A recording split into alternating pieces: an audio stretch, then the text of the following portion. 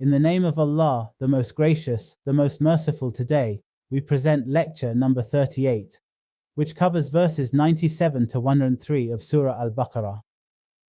These verses address the Jews' interest in magic and sorcery and their civilizational decline. Up to this point, we've covered the first 97 verses of Surah Al-Baqarah in concise, meaningful lectures. If you're new to the channel and want to understand the Qur'an deeply, I highly recommend listening to the 15 introductory lectures and all lectures from Surah Al-Fatiha to this point so you can maintain the proper sequence and understanding of the Qur'an. Let us now begin with verse 97. Bismillahir Rahmanir Rahim. قل من كان عدوا لجبريل فإنه نزله على قلبك بإذن الله مصدقا لما بين يديه وهدى وبشرى للمؤمنين. Translation: say, whoever is an enemy to Gabriel should know that he revealed this Qur'an to your heart by Allah's leave. It confirms the scriptures revealed before it and is a guidance and good tiding to the people of faith. The words of the verse: قل من كان عدوا لجبريل. Whoever is an enemy to Gabriel. The Jews not only reviled the Prophet, peace be on him, and his followers, but also God's chosen angel Gabriel, denouncing him as their enemy and branding him as the angel of curse rather than of blessing. The words of the verse: فإنه نزله على قلبك بإذن الله. He revealed this Qur'an to your heart by Allah's leave. Since Gabriel communicated the revealed messages with God's approval, the abuses of the Jews, which were apparently aimed at Gabriel, should be considered as directed at God. The words of the verse: مصدقا لما بين يديه. It confirms the scriptures revealed before it. They abused Gabriel because he had brought the Qur'an from God, and since the Qur'an on the whole confirms the Torah, this too became a co-sharer in those abuses. The words of the verse: وهدى وبشرى للمؤمنين. And is a guidance and good tiding to the people of faith. Here there is a subtle suggestion that the wrath of the Jews was, in fact, directed against true guidance and righteousness, even though acceptance of these would have brought them good tidings as to their own success. The next verse is verse number 98. من كان عدوا لله وملائكته ورسله وجبريل وميكال فإن الله عدو للكافرين. And if this is the cause of their hostility to Gabriel, let them know. Whoever is an enemy to Allah, His angels and His messengers, and to Gabriel and Michael, will surely find Allah an enemy to such unbelievers. The next verse is verse number 99. وَلَقَدْ أَنزَلْنَا إِلَيْكَ آيَاتٍ بَيِّنَاتٍ وَمَا يَكْفُرُ بِهَا إِلَّا الْفَاسِقُونَ. We surely sent down to you clear verses that elucidate the truth, verses which only the transgressors reject as false. The next verse is verse number 100. أَوَكُلَّمَا عَاهَدُوا عَهْدًا نَبَذَهُ فَرِيقٌ مِّنْهُمْ بَلْ أَكْثَرُهُمْ لَا يُؤْمِنُونَ. Is it not that every time they made a covenant with Allah, a party of them set it aside? The truth is that most of them do not truly believe. The next verse is verse number 101. وَلَمَّا جَاءَهُمْ رَسُولٌ مِّنْ عِندِ اللَّهِ مُصَدِّقٌ لِمَا مَعَهُمْ نَبَذَ فَرِيقٌ مِّنَ الَّذِينَ أُوتُوا الْكِتَابَ كِتَابَ اللَّهِ وَرَاءَ ظُهُورِهِمْ كَأَنَّهُمْ لَا يَعْلَمُونَ. And whenever a messenger from Allah came to them, confirming what they already possessed, a party of those who had been given the scripture flung the book of Allah behind their backs, as if they knew nothing. The next verse is verse number 102. وَاتَّبَعُوا مَا تَتْلُو الشَّيَاطِينُ عَلَى مُلْكِ سُلَيْمَانَ وَمَا كَفَرَ سُلَيْمَانُ وَلَكِنَّ الشَّيَاطِينَ كَفَرُوا يُعَلِّمُونَ النَّاسَ السِّحْرَ وَمَا أُنزِلَ عَلَى الْمَلَكَيْنِ بِبَابِلَ هَارُوتَ وَمَارُوتَ وما يعلمان من أحد حتى يقولا إنما نحن فتنة فلا تكفر فيتعلمون منهما ما يفرقون به بين المرء وزوجه وما هم بضارين به من أحد إلا بإذن الله ويتعلمون ما يضرهم ولا ينفعهم ولقد علموا لمن اشتراه ما له في الآخرة من خلاق وَلَبِئْسَ مَا شَرَوْا بِهِ أَنفُسُهُمْ لَوْ كَانُوا يَعْلَمُونَ. And then followed what the evil ones falsely attributed to the kingdom of Solomon, even though Solomon had never disbelieved. It is the evil ones who disbelieved, teaching people magic.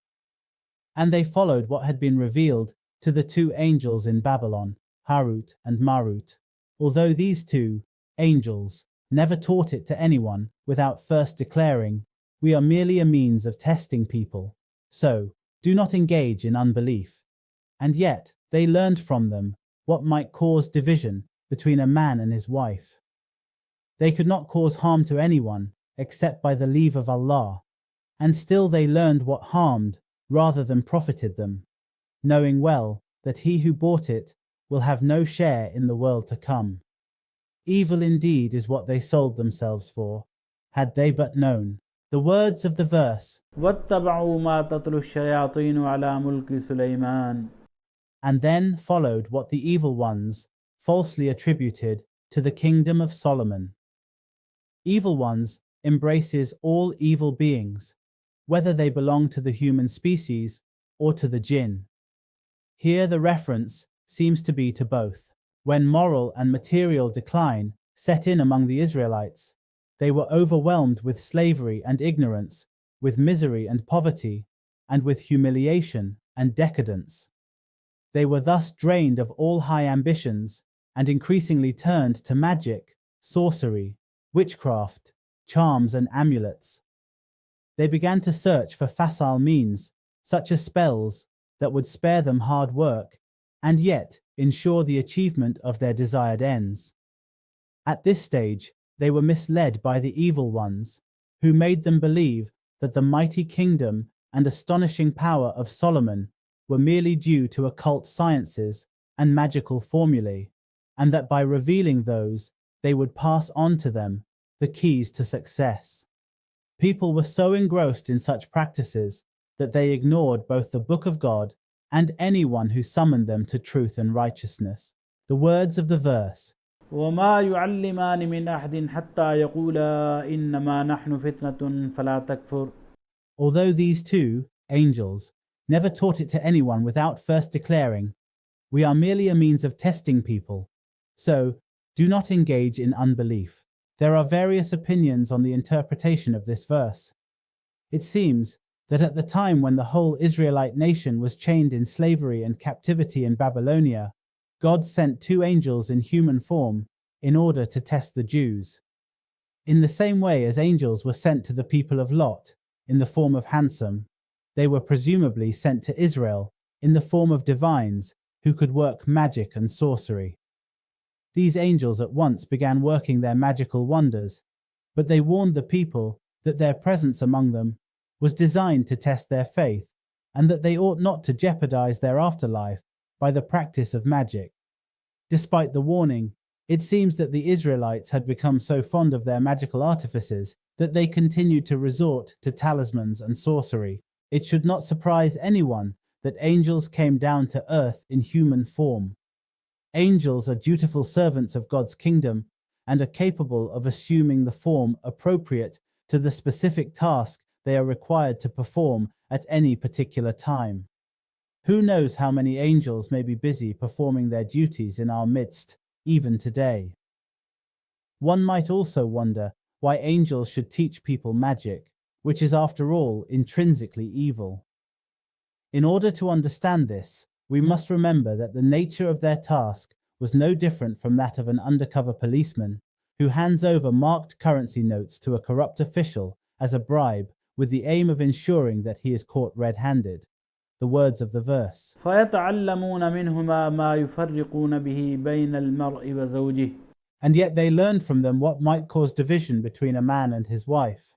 This shows that the greatest demand was for magical arts and charms to sow discord between a man and his wife, and to procure the eventual seduction of the latter. This was the depth of moral depravity to which these people had fallen. A people cannot sink to a lower level of moral degeneracy than when adulterous affairs become their favorite pastime, and when seducing a married woman is considered a boastful achievement. The matrimonial relationship is, in truth, the very foundation of man's collective life. The soundness of human civilization depends on the soundness of the relationship between the two sexes. Hence, nothing could be worse than the person who strikes at the very foundations of the structure which supports both him and society as a whole. There is a tradition from the Prophet to the effect that Satan sends his agents on their missions to all parts of the world. On their return, these agents report their achievements, with each mentioning his own special evil act. But Satan is not completely satisfied with any of them. It is only when an agent reports that he has succeeded in separating a wife from her husband that Satan is filled with joy and embraces him. Bukhari, Talaq, 25, ed. In the light of this tradition, it is understandable why the angels who were sent to the Israelites to test them were asked to disclose those magical arts which would lead to separation between a husband and his wife. For the inclination of a people to learn such arts is a sure index of its moral decadence. The next verse is verse number 103. وَلَوْ أَنَّهُمْ آمَنُوا وَاتَّقَوْا لَمَثُوبَةٌ مِّنْ عِندِ اللَّهِ خَيْرٌ لَوْ كَانُوا يَعْلَمُونَ. Had they believed and been God-fearing, Allah's reward would have been better, had they but known. Alhamdulillah, we have completed lecture number 38, covering verses 97 to 103 of Surah Al-Baqarah, including their translation and interpretation.